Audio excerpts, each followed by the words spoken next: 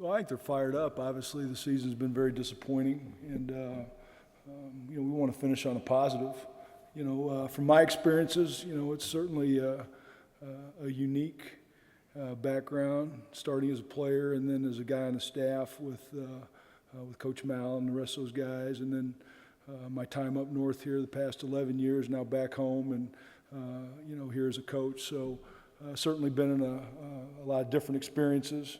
The strongest memory certainly when I played, and that's, I had a chance to address the team yesterday and just talked about some of my memories as a player. Those are the ones that stick out. And again, one of my strongest memories is a bad memory. 1989, when we had a lot riding on the season. Anthony Thompson was up for a Heisman. We had a chance to go to a bowl, and had a solid football team and lost. And that was tough to walk in there and look those seniors in the eye and have to give up the bucket and lose a lot. So a lot of great memories, a lot of strong memories, but those are the things that stand out to me. How do you maybe transfer that kind of ownership into the younger players to say, if you lose this game, you're losing it for your seniors. If you win this game, you're winning it for your seniors? Well, we talked about that. I think that's the first thing that comes to mind. It's their last football game. And then you add to that just the fact that it's such a strong game, a rival game, and the impact that has on you. I think the biggest thing is the younger guys getting up to speed. And again, that was a little bit of the message yesterday. Talking to Bobby Richardson. This is like Plant versus Armwood. That makes an impact with a young guy like that played in those rival games as a high school senior, as a high school player.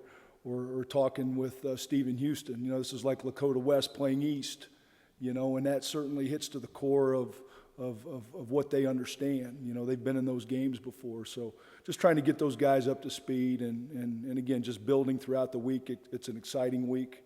You're certainly not, banging your head against the wall ready to jump out there and play the game today. But, it was an up-tempo situation yesterday at practice. We were out there again this morning, and you can sense it. We're building to Saturday. So, like I say, the bucket week, the bucket game. It's an exciting 7-day process, and again, leading up to certainly a big event on Saturday. Do you talk to your fellow coaches who aren't familiar with this rivalry about what it means?